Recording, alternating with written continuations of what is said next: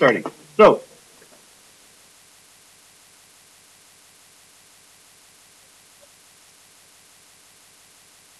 oh, that's right. We have to do that first. Chemistry, math, or the number stuff that you should have learned before you got here. So, we're going to start with dimensional analysis. Dimensional analysis. This is merely multiplication of fractions. However, it is the skillful multiplication of fractions. And the best way to learn this is to practice by doing. So, here's what we're going to do. We are going to convert the speed of light, which happens to be 300,000 meters per second. It is very fast. In fact, it is considered the cosmic speed limit. Thou shalt not go faster than this. What's it? 300,000 kilometers per second, 300 million meters per second. We're going to convert this into miles per hour through dimensional analysis. Y'all ready for this? Okay. This is how it works. You take your given. This is the given right here. You take your given and you write its fraction. So 300 million meters in 1 second. Now, the point to this is to change our units by multiplying this fraction by versions of 1. Or in other words, things that equal each other on the top, on the bottom. So, we're going to multiply here, and we need to get this to miles per hour. So we're going to start by converting our meters and getting them to miles. Now, this is actually the tricky step, and I'm going to give you a conversion that you need to go through. And that conversion is, there are 2.54 centimeters per inch.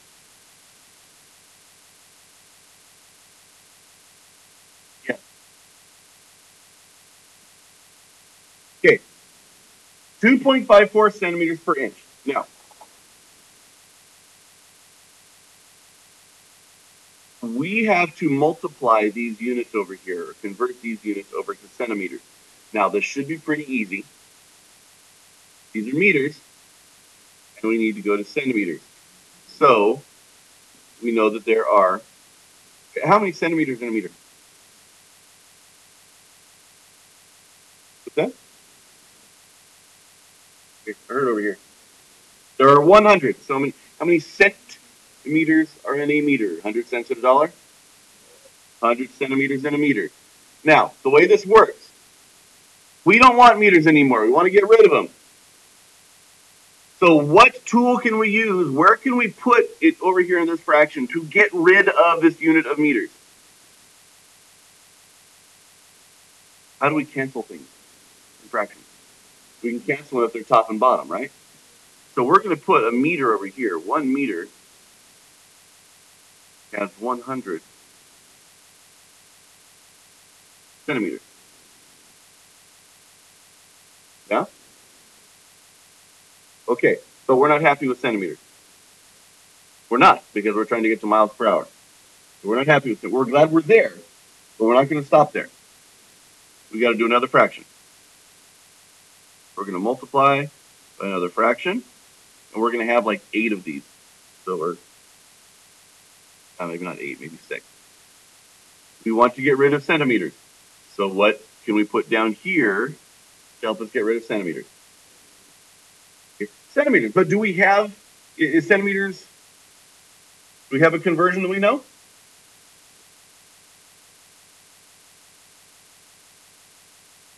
We're in centimeters, right? And here's our conversion, centimeters to inch. So we're looking for ways to use our conversion. Here's centimeters per inch. So we're going to put our 2.54 centimeters down here on the bottom because we want the units to cancel.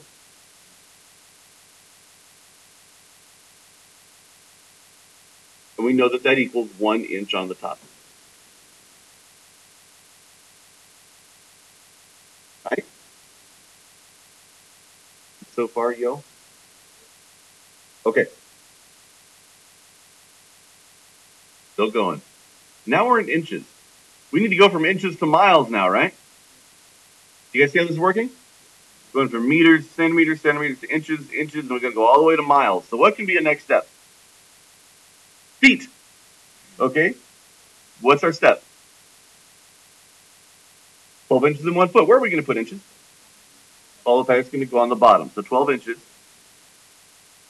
equals 1 foot. What's that?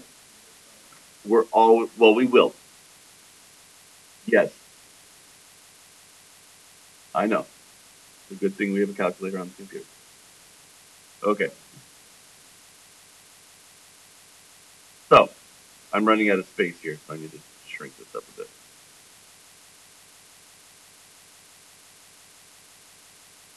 All right.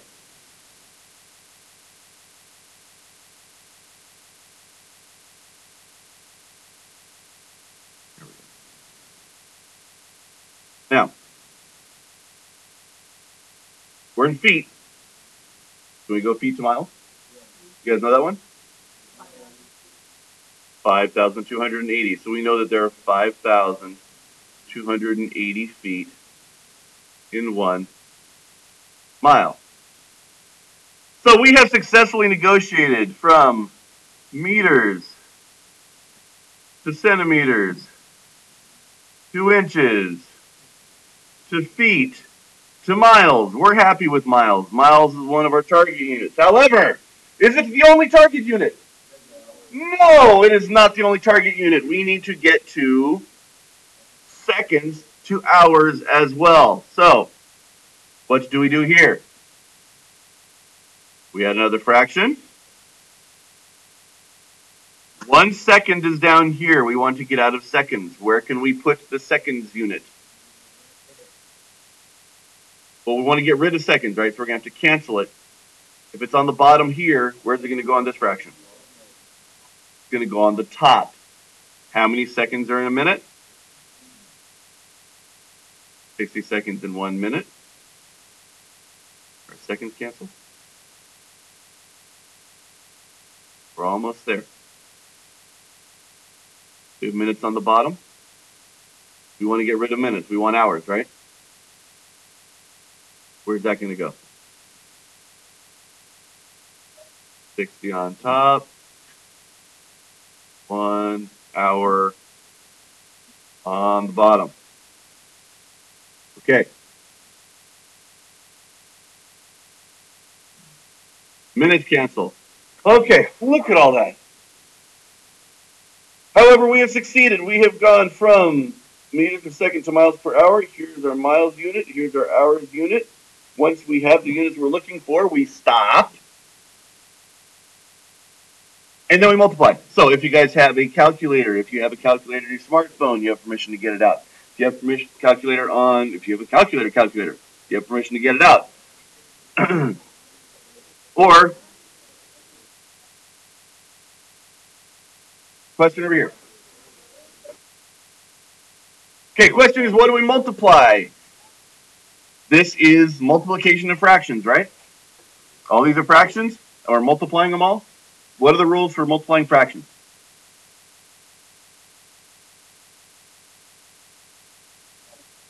We don't cross multiply. That's solving for fractions. We're just multiplying. Okay, how does this work? You multiply across and divide by everything on the bottom. In fact, I want you to do this. I highly, highly recommend that you do it in this way. You start from the left and you multiply everything across the front. So that's 300,000, 103 million, sorry, 300 million, okay, times 100. Okay? Okay. 300 million times 100 times, what else do we have? 1 million times 60 times 60. That's a really freaking big number. This would be how many meters per hour? Follow? What's that? Right. That's this.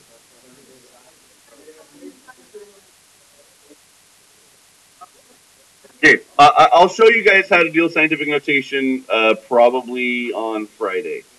Okay, or we might get to it today. All right. Then, once you multiply everything on the top, individually divide by everything on the bottom. Do not multiply everything on the bottom and then divide, or don't do divided by this times this times this times this. Your calculator will do exactly what you tell it to do. So if you do divide by 2.54 times 12 times 5280, it will do exactly that. It will divide by this and then start multiplying again because you start multiplying. That would be bad. So to protect your calculation from yourself, okay, I still do this. I multiply everything across the top, and then I divide by each thing on the bottom. Divide by 2.54. Okay. Divide by 12. Divide by 5280. And that will give you that number. 671. Oh, that's not good. 6.71 times 10 to the 8.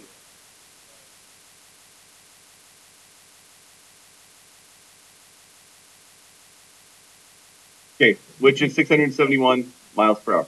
671 million miles per hour. It's pretty fast.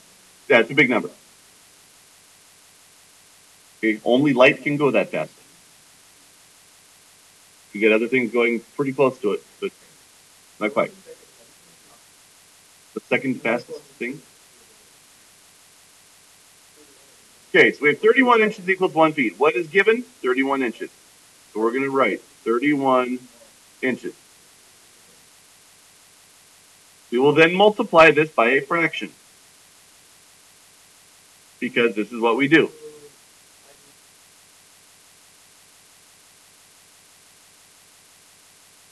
"31 inches.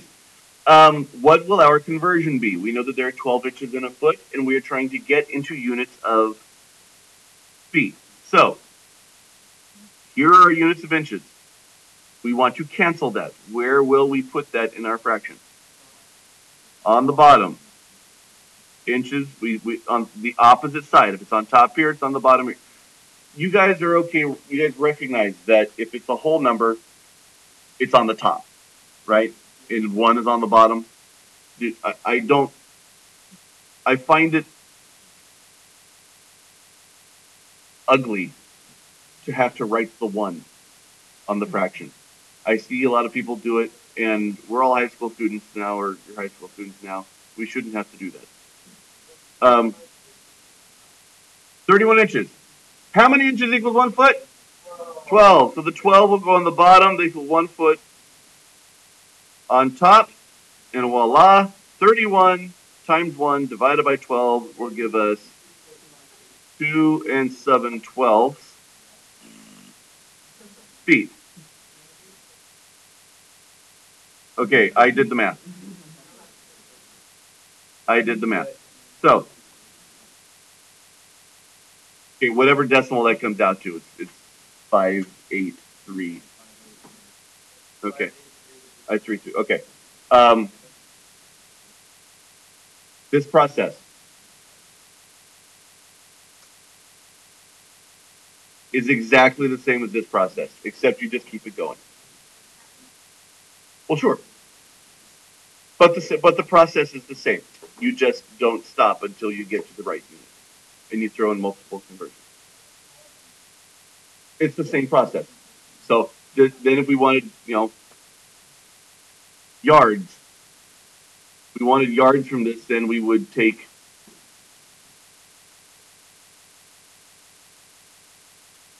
this and we would multiply by 3 feet 1 yard. You're learning the conversions is what the rest of the course is for. I want to make sure that we can do the process before we can move on. Okay. You won't. I'm not going to. Yeah. And we're going to move on.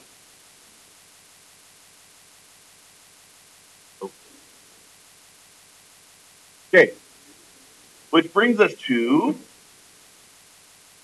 significant figures. So I hope that I can get my voice. This can still record my voice when I'm wandering around here.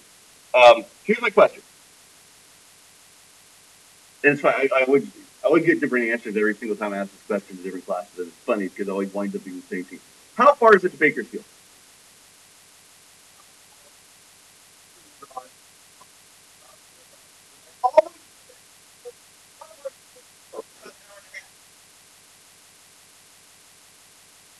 That's how long it takes to get there. I get it.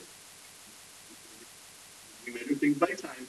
What is your 80 miles, 100 miles? Try to get down here. Okay, we've got 80 miles, 100 miles,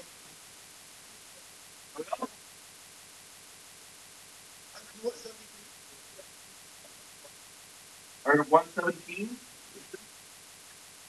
117, did you ask Siri? Okay, in fact, hold on. Don't do that yet, but I want you to do that.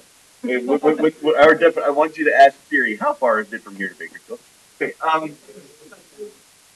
yes, you'll answer. It's about an hour and a half. Okay, Hannah, I had Hannah right here. 126. Okay, I'm going to say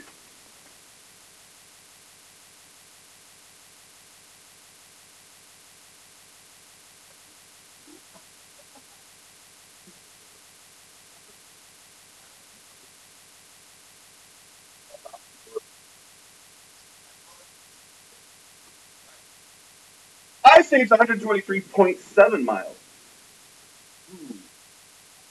Let's get the verdict. Jordan, ask Siri.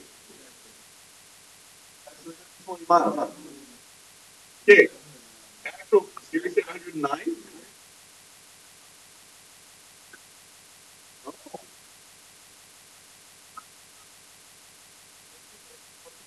we're traffic. Qualify with traffic. Siri said 109. Yep. Okay, so let's brainstorm here. Hold on. Hold on. Okay, and Reagan's actually got something started there. Why would there be a discrepancy in what Google says and what Siri says?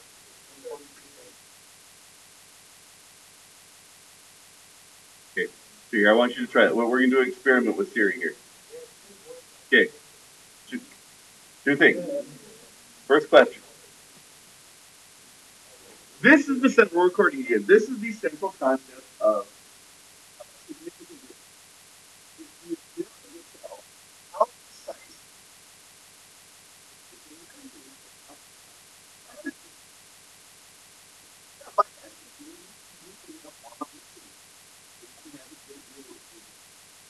recognition of how far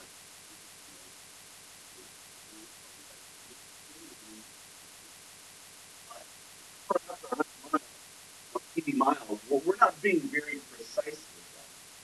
But we're trying to know how precise that is using significant figures.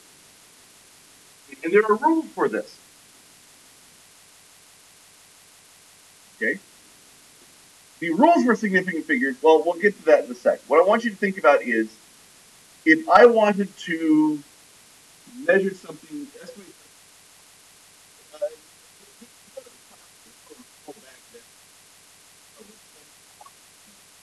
thousands of M&Ms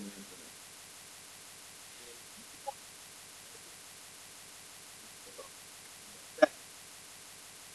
You're going to measure it. And the device that you have weighs out M&Ms, but it's only accurate enough to say 10 M&Ms. But you do it enough times that the number you actually come up with is 2,000 M&Ms, right? What did we know we could measure them out in order of, in amounts of? We have a device, we can measure them every, how many M&Ms did I say? So 10 M&Ms, right? So that means, and I measure it out, and I do it, and I get 2,000 M&Ms. Exactly. And so when somebody asks me, well, so how many M&Ms are in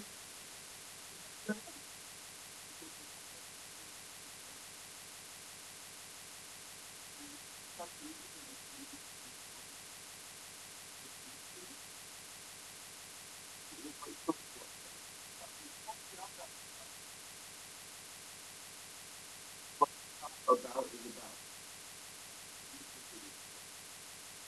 We know that we measured that. That's it right there, didn't we? So if we measure this particular digit, this is going to have what? Significant digit. So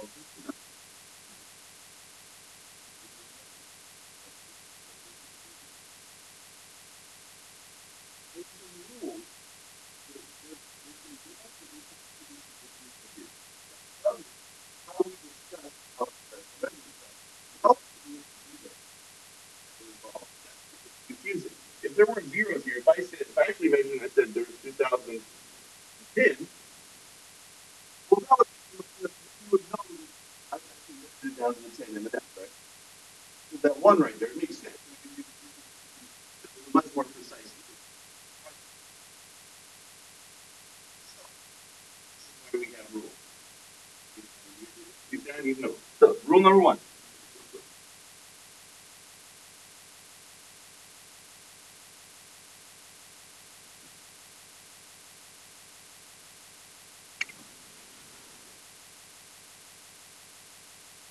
Rule number one.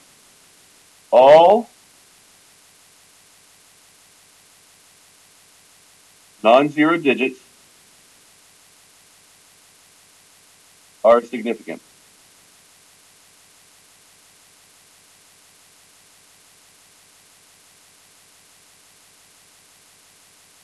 In other words, 1 through 9.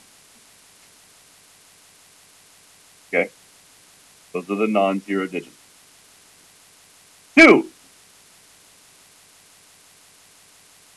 Leading zeros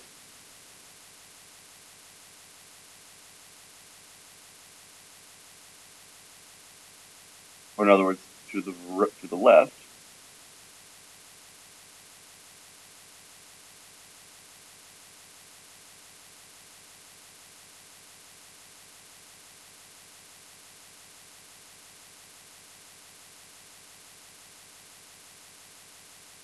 are never significant.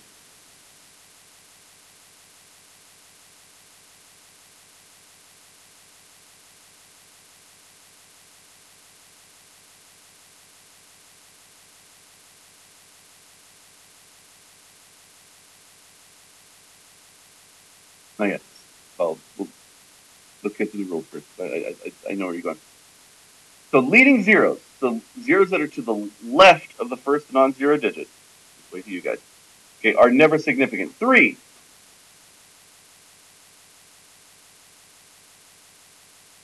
Zeros between non-zeros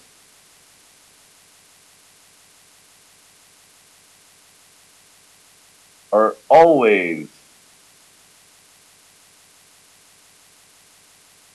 significant.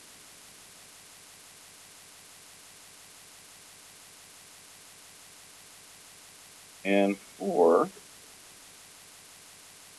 trailing zeros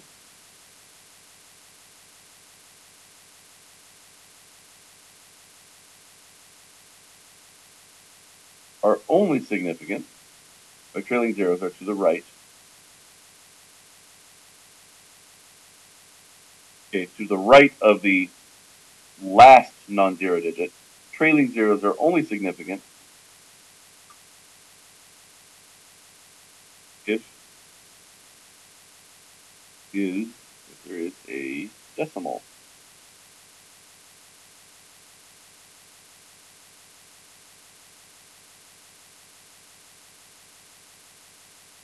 Okay, those are the rules. And we're going to practice them here in a sec.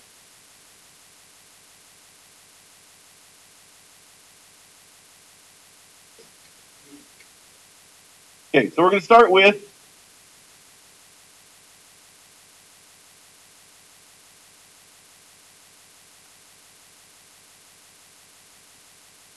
okay, 112. 112 is going to have how many significant figures according to our notes that we just took? We're going to have 3 significant figures. 3 sig figs. Why? Because all non-zero digits are significant. So whenever you see a regular number that is not a 0, it will be significant. All right, rule number 2. How many sig figs there? Okay, rule number 1 says all non-zeros are significant. So the 1 and the 2 both count. Rule number 2 says leading zeros never count, right? So this 0 right here doesn't count. This one will have 2 significant figures. Okay. Rule number 3.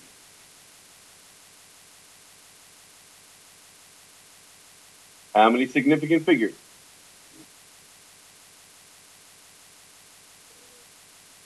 Go read rule number 3.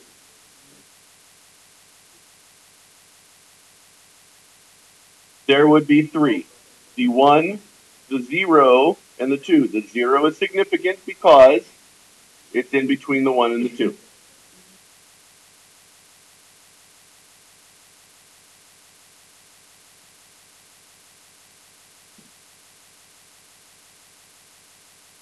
So 16, is it? Is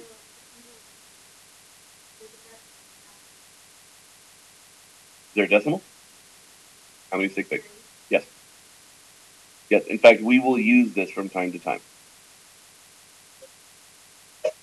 Okay. In fact, the reason to put the decimal there is if you are counting out, if you're counting something out, you're measuring something to the nearest whole number, and you wind up with a multiple of 10 or a multiple of 100, you put the decimal there to show that you are significant to that digit. Does that make sense?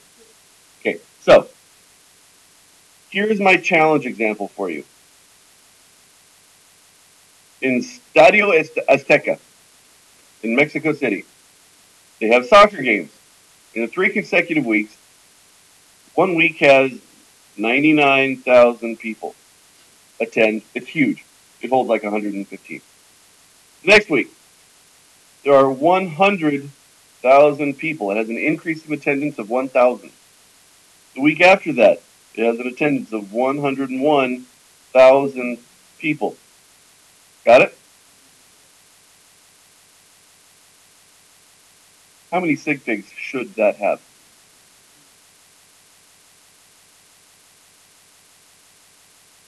Not how many does it have? How many should it have? Take all of the data together. Take all of the data together. How many sig figs should this have?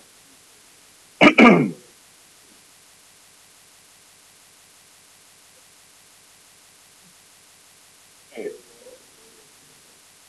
I can see 4 legitimate answers.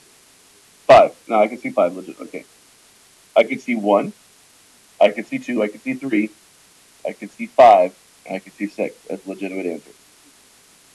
Okay. No. There's only one right answer. If we're looking at this data, what are we measuring the attendance to the nearest value? We're measuring attendance to the nearest what value? To the nearest thousands, right? What place is that? The third place, right? Is this one here? So we know that this 100,000 is accurate to the nearest thousand, right? How do we show that? How do we show that this 100,000 is accurate to the nearest thousand? Okay. Where would we put a decimal? After the third zero? After the second zero? After put it here? But doesn't that just make it 100? In front of the 1? Yeah, that would be 1/10 of a person. See, the problem is, how do we get a decimal in there without changing the actual value of the number? Ah! There it is. No, I didn't hear you say it. You might have said it, but I didn't hear you. But I heard Micah say it. I didn't hear you say it. This is why we have scientific notation. The purpose to this is to show how many significant figures we have and still be able to preserve the value. 100,000 in scientific notation is going to be 1.00. Oh, look, there's our 3 sig figs, right? Times 10 to the 5th. Why 5th? Because our decimal, the implied decimal, Noah, would be here. It comes into play when we put it into notation, and we moved it 5 places, right?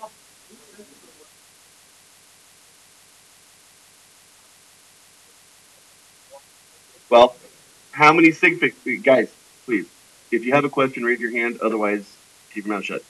All right? I'll be happy to answer it, but we can't have this side conversation.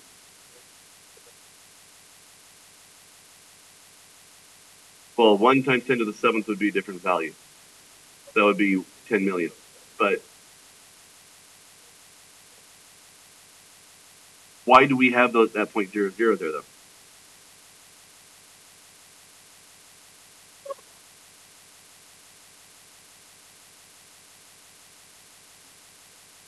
The point to having those 2 zeros is because we know this number is accurate to we would round to the nearest 1,000, right? We're accurate to the nearest 1,000. Those zeros keep these significant digits. Okay. Look at it this way. Write this number in scientific notation. 1.01 times 10 to the 5th, right? The only difference is that this is 1,000 more than that. And we know that it's exactly 1,000 more than that, right? That's why we have to have that extra 0 there.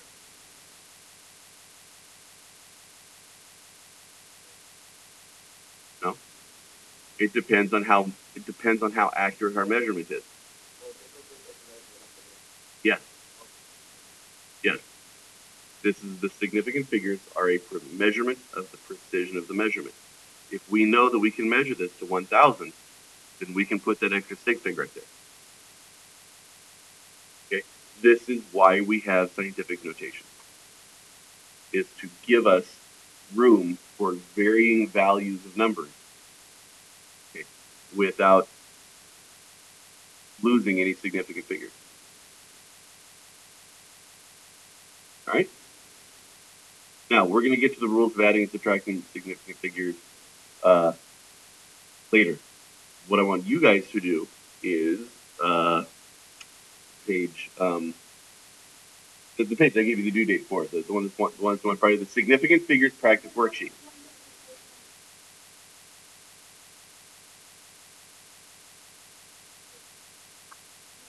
There are 3 of them that are like that. Yeah. There are 3 or 4 of them that are like that. Those are actually the easiest ones